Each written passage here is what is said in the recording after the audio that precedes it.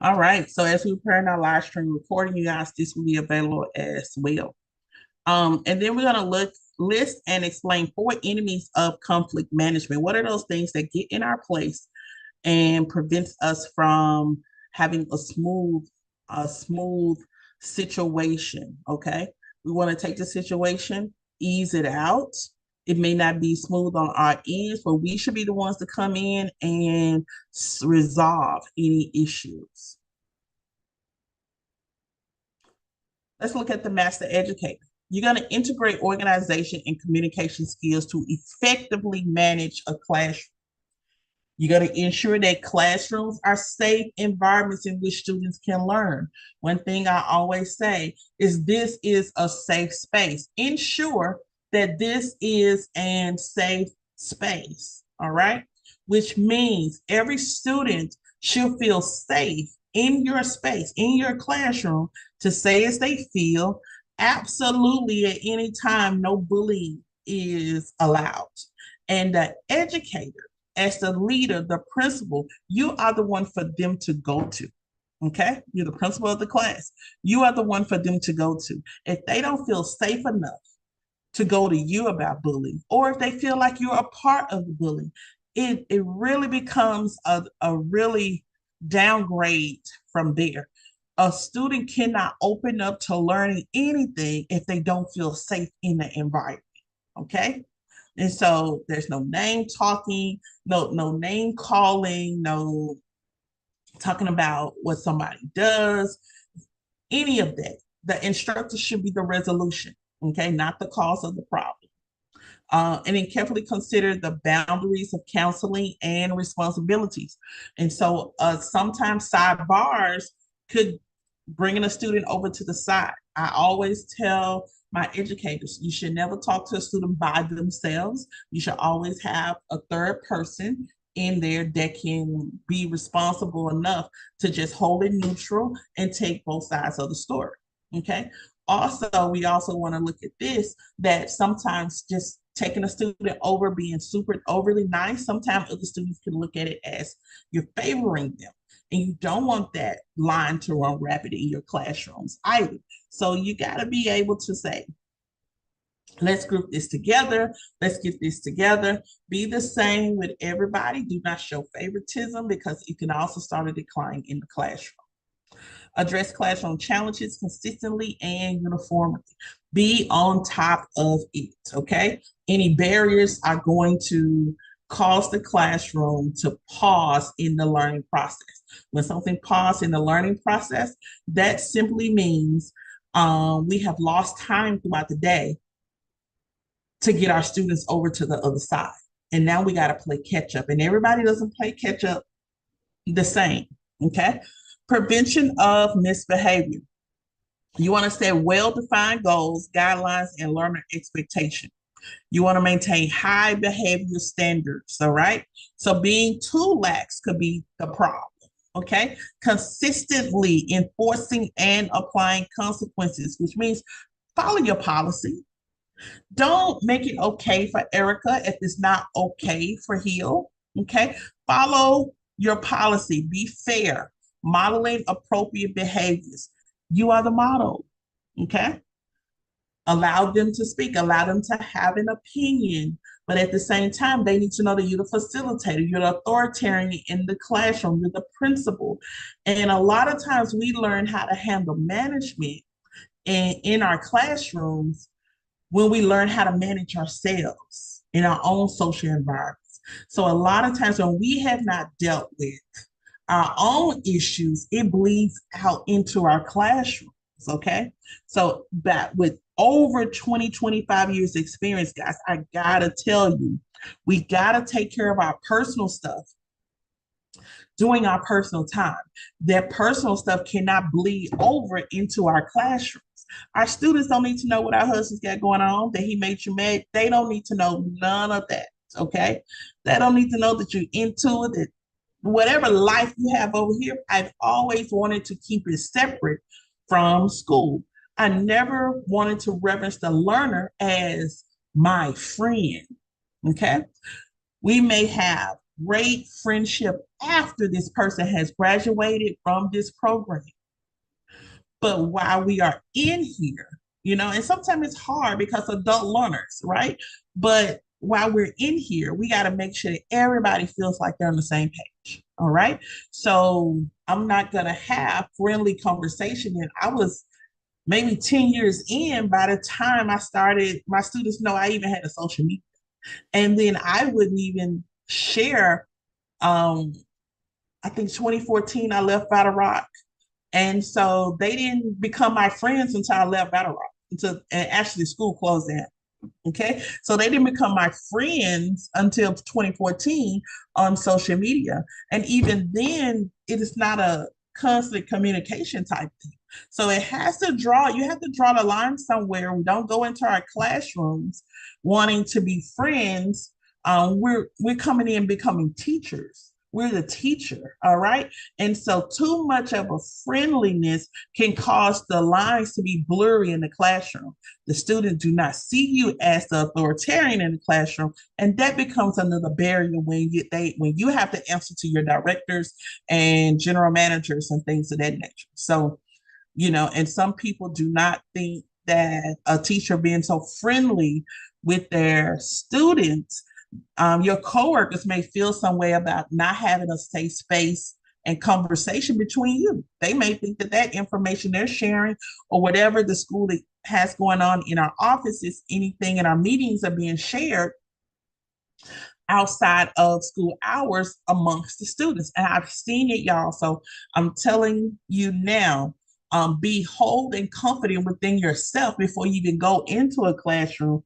That way, you're not bleeding on or seeking confirmation from students, or you're not seeking friendship from students, because that could become a classroom barrier as well. But remember, you're modeling behavior. Okay. So whatever you put out, that's really what they're going to see. That's what they're going to cling to. And then you look at monitoring learner conduct.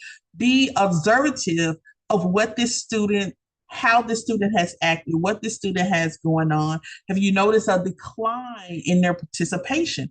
Have you noticed that they are sparked in participation? Okay.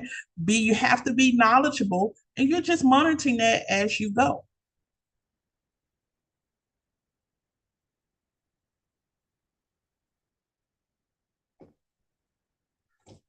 Let's also look at promoting a positive environment. All right. And there's this M word, morale. Every educator needs to make sure the morale is inviting and is positive in your classroom. All right. Promoting a positive environment, which means you have to come in as a positive person. If you come in as a negative person, you're going to have that negative drag all day long. I don't know about you, but I do not like being in negative spaces. What student can you blame that wants to sit in the classroom when they feel your depression all day? Okay. And so you got to make sure we keep the main thing, and we take care of our personal issues again, class, outside of the classroom. Okay. You want to use multiple means such as color, posters, music, and dynamic presentations to keep them positive, to keep them engaged. Now let's look at this color. Take a wall, they can be white walls. Some schools won't let you go in and paint them, but you can put pictures up. You can put posters up, okay?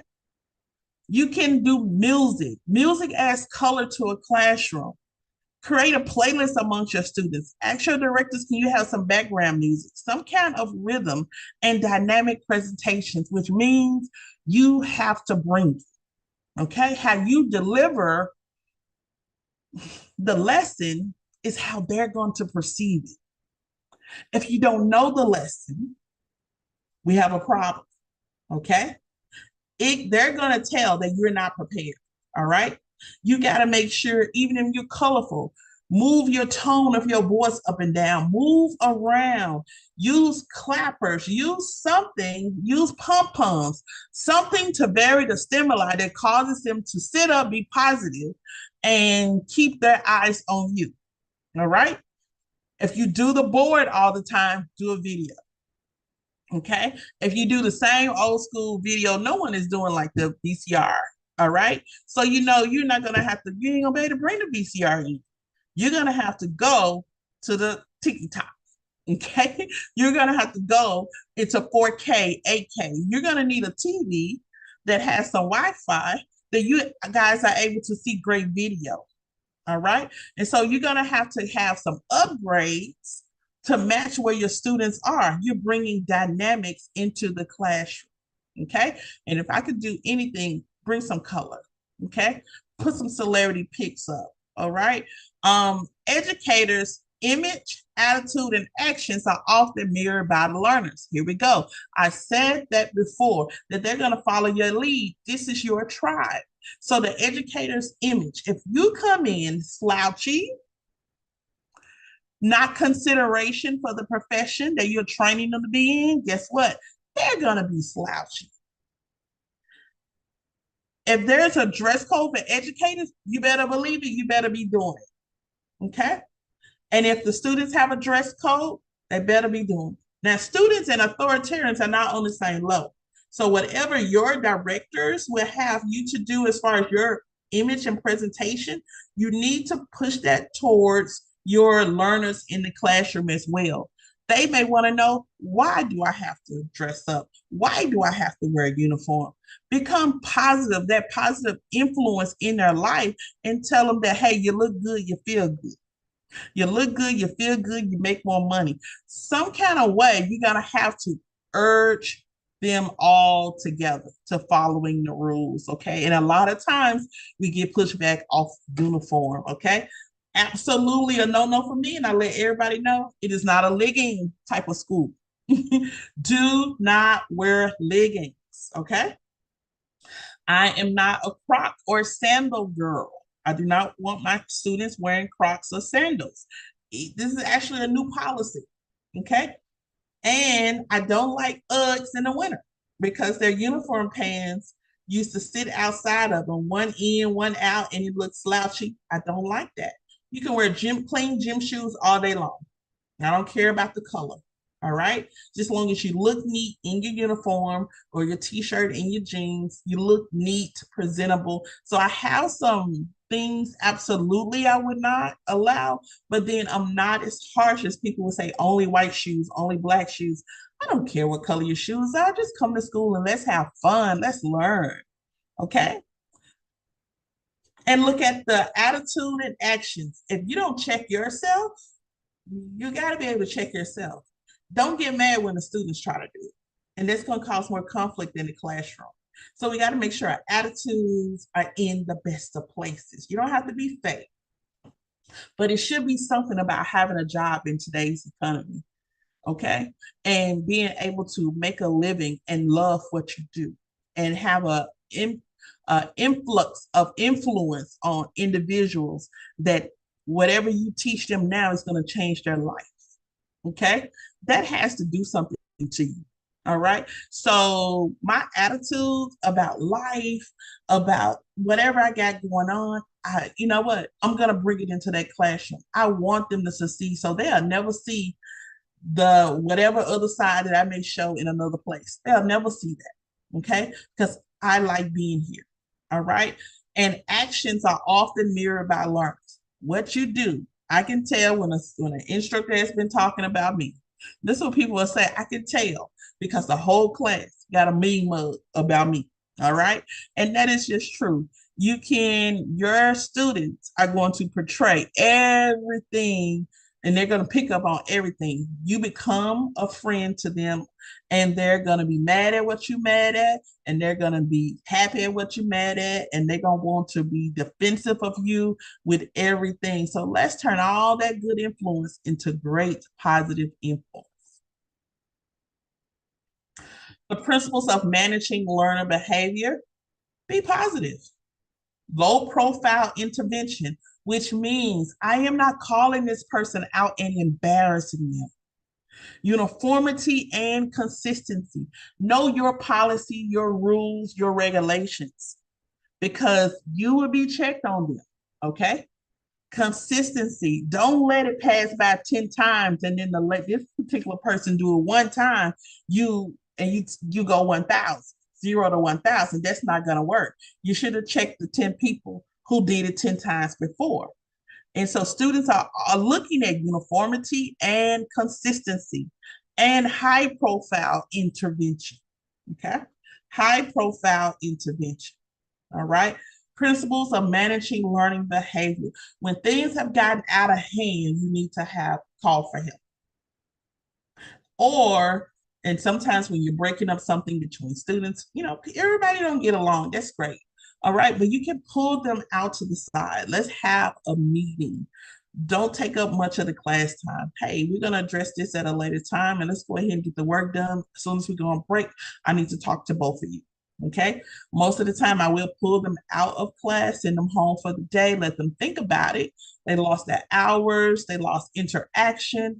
And they're like the next day, oh my God, I didn't know what I'd do. I thought I was going to get put out. Now we need to have a conversation before we go back into the classroom. And students do not like that. Let's look at our determining factors: seriousness of the violation, timing and circumstances, behavior history of the learner, and nature of activity underway, attitude and personality of the learner, and operational style of educator. That's going to be one of our most important bulletins. Determining factors: the seriousness of the violation. I talked about the yellow hat in this class before. The educator was distracted about the yellow hat. But the young lady, she didn't take the time to listen to the young lady to tell her why she had the hat. It was camouflaging something. Okay. And it was a serious matter. Timing and circumstances. Whatever you do for one, do for all. Okay. Be consistent. Behavior history of the learner. Things that you have evaluated, note taking. And this is a thing as well. When you are supposed to document, write up, evaluate, talk to a student, everything should be documented. When you tell me the student has been, dishonorable, cutting up, doing this, talking out 10 times, and you're just done with it. This is my first time hearing about it. I can't put her out because you don't have any proof. You don't have any documentation. And so everything should be documented in its proper places, okay? And then also when we're having these conversations, we should be having them with one another and bringing in our coworkers as well, okay? Timing and circumstances, behavior history of learner, nature of activity underway, okay? Sometimes you may have heard someone say, sometimes you got to choose your battles, okay?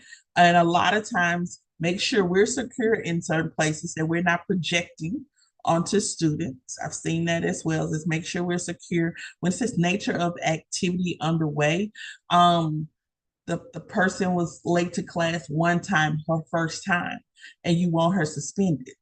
It don't add up. It don't match up. All right. So if you're going to be an educator, you also have to look at authoritative part of it as well. Okay. And leadership is all through this training. Leadership, leadership, leadership. Okay. Attitude and personality of learning. You got to learn that. We learn that when the students come in the first couple of weeks because we're learning how they learn, learning styles. They're learning how you teach. You are adapting to their learning style. You're building lessons based on how they learn. So you know this person's personality. All right. So attitude and personality. If you know someone that does not like being in groups, why are we going to put them in groups to finish an assignment? Okay. We don't want to cause even more problems. And then operational style of educating. As an educator, everyone needs to understand where do you stand. Okay. If your style is really, really lax, we don't know who the educator is. Okay. But in some form or fashion, I need to understand who the educator is. So your operational style, whether that's and I don't like calling people the boss. Most of the time we don't like calling people the boss because it's a bark. A lot of times you like barking orders. I don't like doing that, especially in adult situations. I never want to do that because these are adults. And so some people say, well, they got to earn respect. No, they're respect when they come through the door, when you meet them for the first time. It's just a projected respect. All right. And so I like to give them opportunity to make a choice. All right. And so you can choose to be here and learn and continue to grow. Okay. And get your hours for the day and excel and be successful. Or your choice is to leave because what you're projecting is now something that embodies the classroom. It doesn't bring a positive light to the classroom. It stalls everybody else's learning. So you have a choice. What are we going to do? Okay.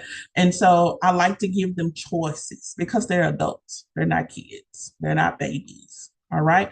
But you have to have an authoritarian style of teaching. If you have to raise your voice, and it's not yelling, but there needs to be a variation in the tone. Okay. You walking around. If you're nervous, walk around. But most of all, know your stuff.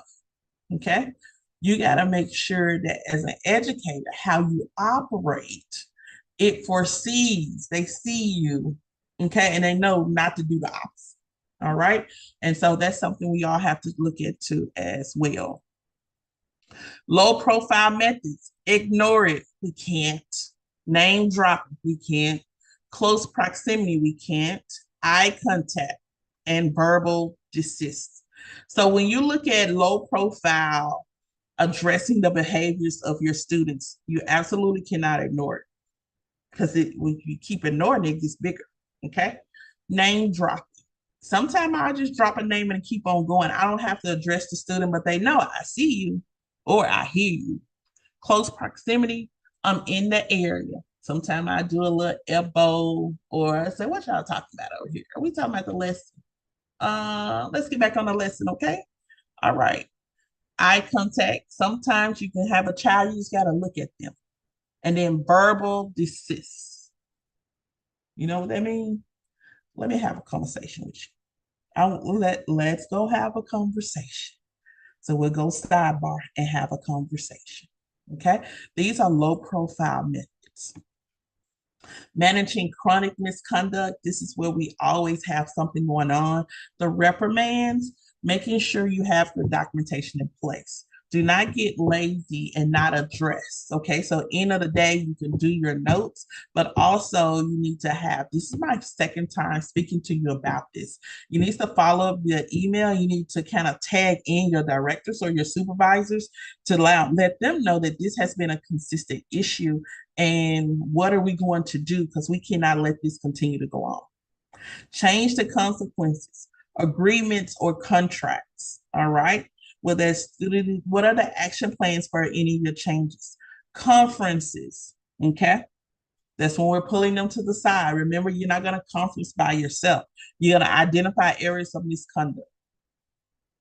It's not so much if you like the student or not. Okay. But you need to address the issues, the area of misconduct. Provide documented evidence. What time did all of this happen? Do you have anything else from anybody else that may have written something? Do you have a statement from another student or another instructor? Establish goals for improvement. Where do we go from here? Identify consequences. If this happens again, this is what could possibly happen. And then plan for the conclusion of conference. All right. Bring it all in and say, let's go back to the classroom and have an amazing day. Okay. When we look at the conference environment, we don't want it to be cold. That's one thing. We don't want it to be cold. It is not emotionally centered. All right. It's to talk to the student and find out what they got going on. So we don't have to do a whole lot of talking. We already did the write-up. We're already evaluating. We need to find out, let them have a voice. Sometimes they just want to talk. They just want someone to hear their side of the story. Okay. And then we look at top 10 guidelines for effective reprimands. Okay. Be brief and specific. Reprimand the behavior, not the learner. That's a very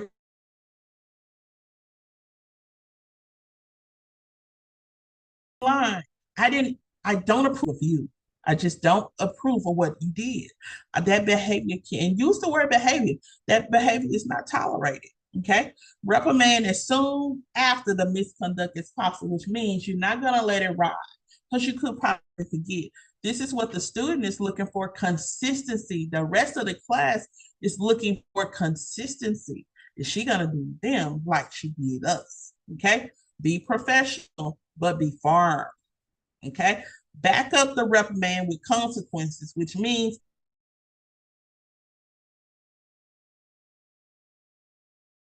what you're going to do. They said talk about it, be about it. Okay. Some real consequences in place so they can know that this really, she really is going to suspend me. Okay. Let's look at our next one. Provide a statement of appropriate behavior in the reprimand. What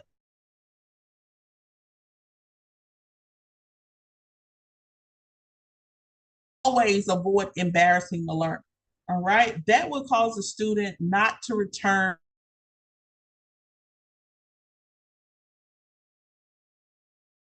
to thing and a literacy issue, and you told them they had to read, it was mandatory, and when they got to reading they were stuttering and they're 27 years old and they're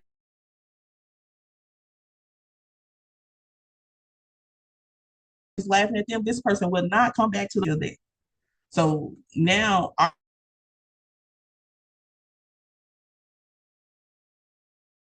in place. Okay, we literally embarrass the person, and a lot of embarrassment to some people. That shame will make them say, "I don't want to be here anymore."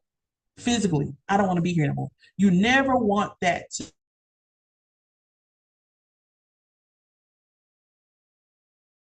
end all. So you never know what a person is thinking or going through. Job is not to set out to embarrass anybody, and high impact behavior, and then addressing them in a high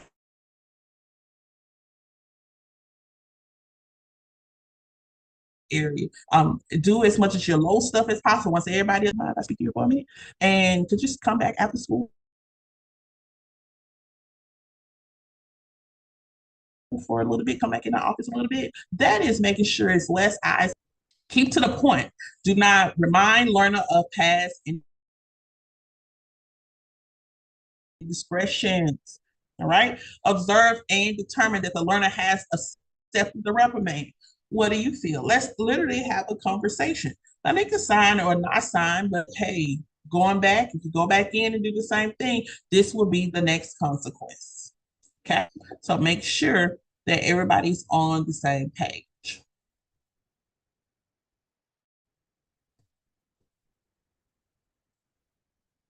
Managing difficult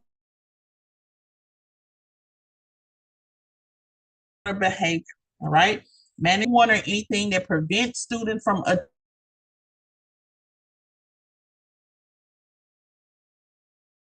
achieving the learning objective. That's the barrier. Come into your class. Anyone or anything, you know what that means? That means bills, relationships, kids, lack, whatever they have a lack of, those are barriers before they even come in. We're not even talking about learning disabilities. Okay. Situational behavior, temporarily exhibiting different behavior than normal. Okay.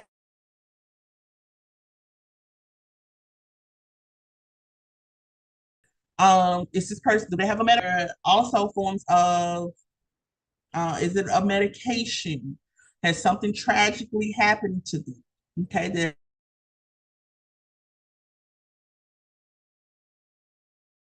first.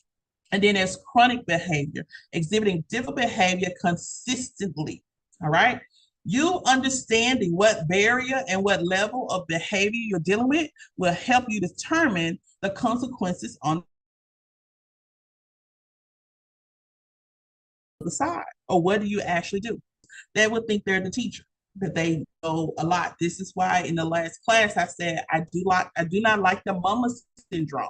And so when students also will say, Mama Cox, there's no such thing as Mama Cox because I don't physically have any children. I got church babies and I got school babies. I do, but I don't like the mama syndrome because what comes with the mama syndrome is We're too old to have to follow the leader. All right.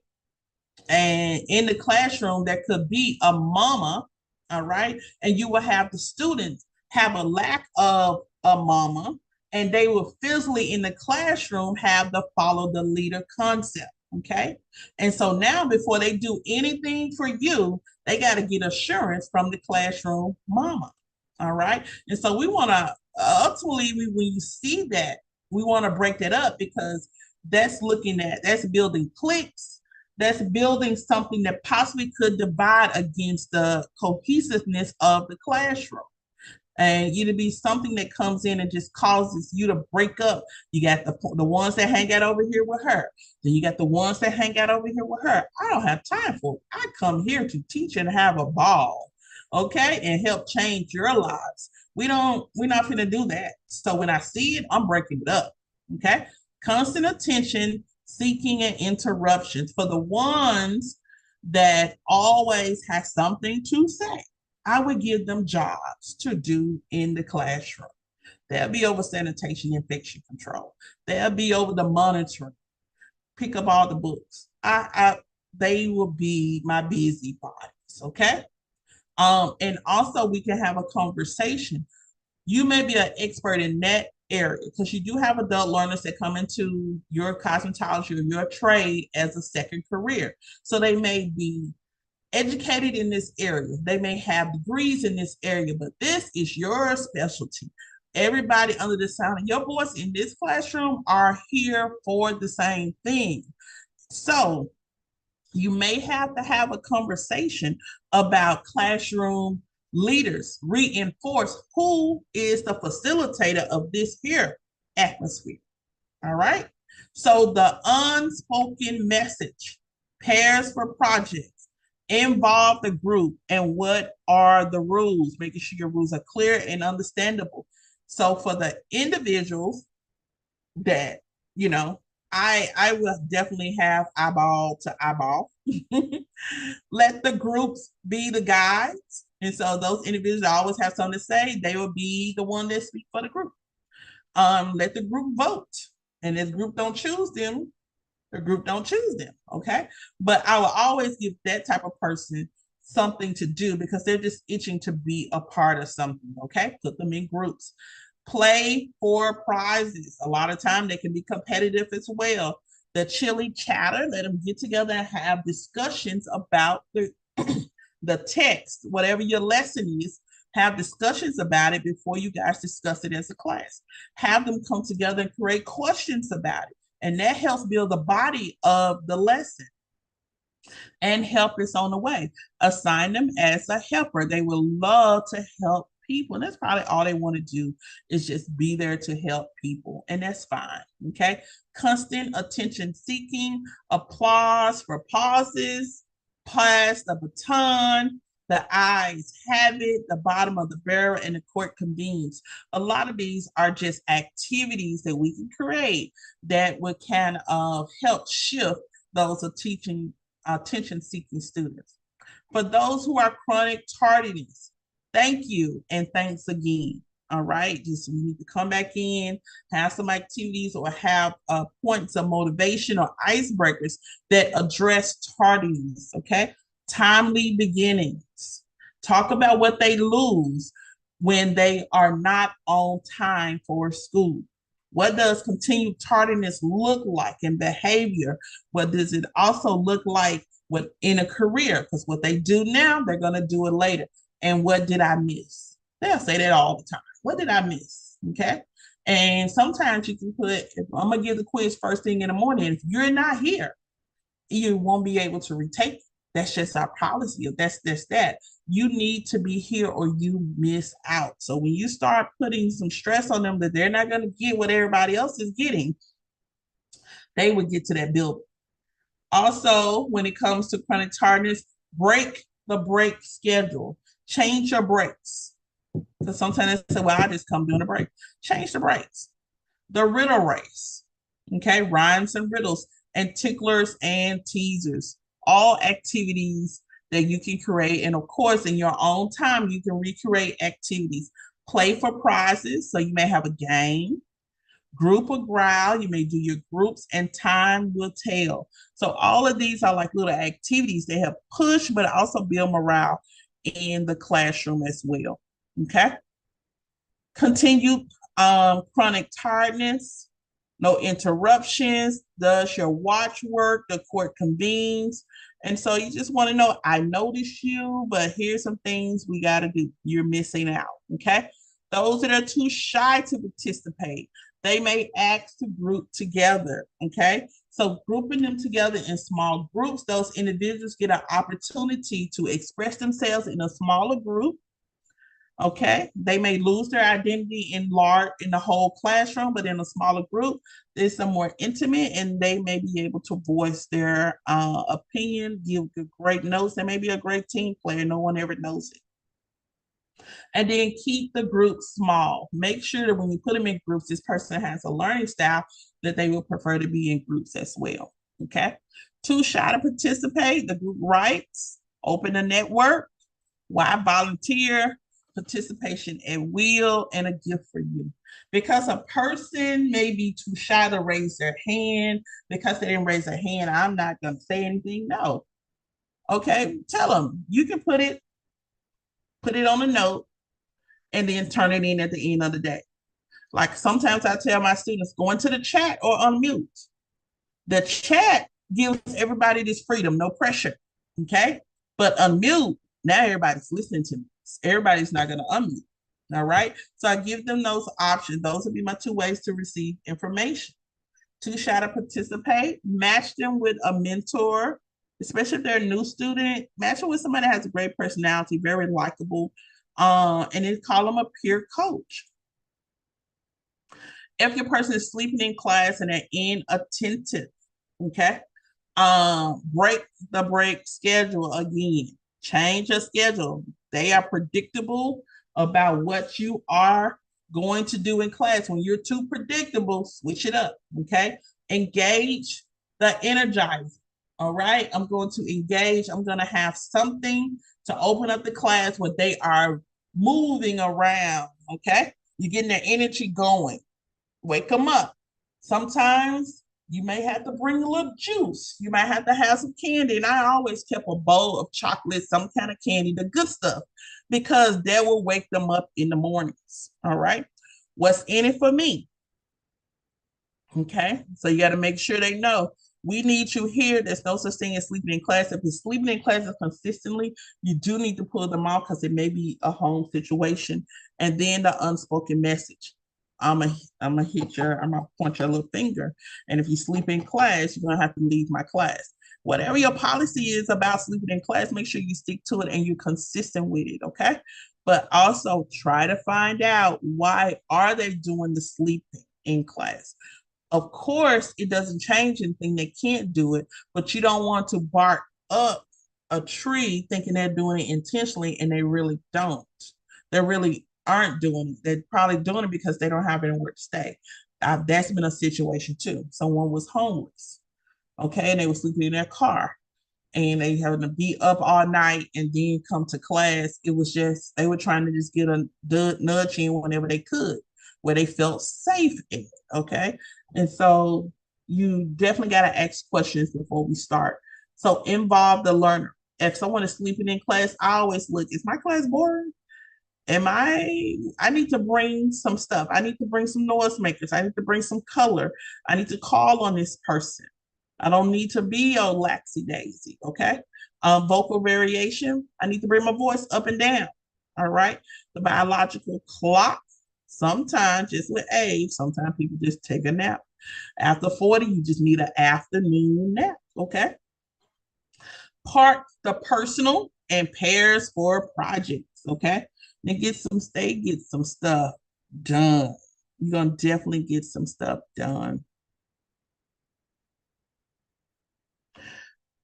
Continue with sleeping in class, looking at diversity, court convenes, distracting side conversations. Okay, the unspoken message, I'm eyeballing them. Okay, they know they're supposed to be not talking together. I'm gonna let each group grade. Okay, now other people get to see what I've been doing. I'm gonna answer a question, ask a question. I'm going to involve them, more discussion, pause and whisper, the court convenes, okay? Which means it means you're the judge in the classroom, all right? Doubts and pessimism, just the facts, please. Ask why. These are your logical people. So be prepared to answer a lot of questions.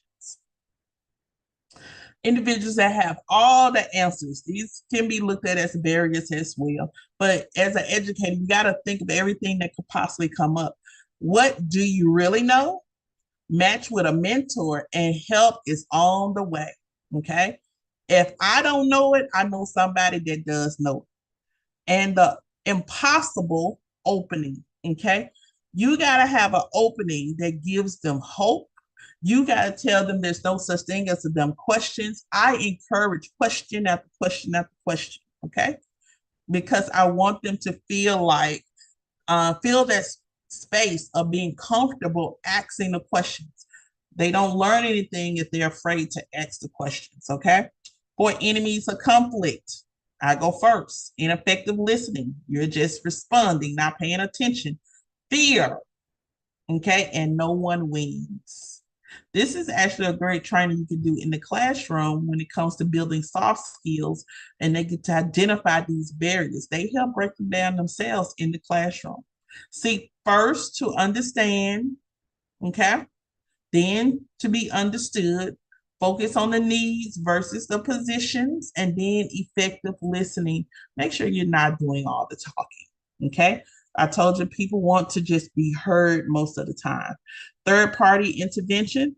This is where I bring in someone that can observe the evaluation of the conversation. We have visual aids, positioning needs, reinstate, modify, clarify exactly why we're here, how did we get here, and really reevaluate, fine tune, how do we fix it. The third parties can come in and actually see things from both sides and give suggestions that will make you comfortable and also be able to make the student comfortable. Okay. As we begin to wrap it up, skills as leaders, teachers, supervisors, managers, advisors, disciplinarians, and student advocates must be used. This is the classroom. We got to use it. It's classroom management. Organizations and communication skills must be integrated effectively. Challenges must be addressed consistently and uniformly. High levels of motivation and interest must be maintained. In retrospect, explain low profile and direct high profile control techniques that are used in dealing with learner misconduct. Low profile, remember, is not embarrassing. Okay. We want to make sure we keep that in our minds. We want to have consistency in our reprimands. We can't let stuff just ride. All right. But we're gonna have to be professional and be firm at the same time. Explain specific techniques used in remedy misconduct. What can we do to help get rid of this misconduct? Explain the difference between a situational barrier and a chronic barrier. Know the difference between the two. Describe the various difficult learner behaviors and explain methods for managing them. And you can even create your own methods that you found that work well with your children, your family, your cousins, and then list and explain 4 enemies of conflict management. What barriers, what walls come up that causes conflict management to be difficult? Okay. And so the solution is in our team building, in our team development trainings, how every class is going to have some kind of conflict, some kind of mismanagement. How do we deal with it from here? Okay, how do we deal with it from here? And let that be something peer-wise that you guys could share and with each other, because everyone would not have the answer. Okay, maybe you can look at my situation, my classroom, this incident, and give me a great solution and help for you. That keeps the class going, that builds the team and keeps the team strong. Okay. All right. So there you go, you guys. We just completed chapter 8. Stay tuned for chapter 9. And I'm so thankful You're going to go back, you're going to read, you're going to make sure in retrospect that there's an understanding of chapter 8 and wrapping it up. And I believe you guys are supposed to submit your questions. So 5 questions and 2 to 3 different methods. Okay. 5 questions, 2 to 3 different methods. We are rolling along. Have a great day.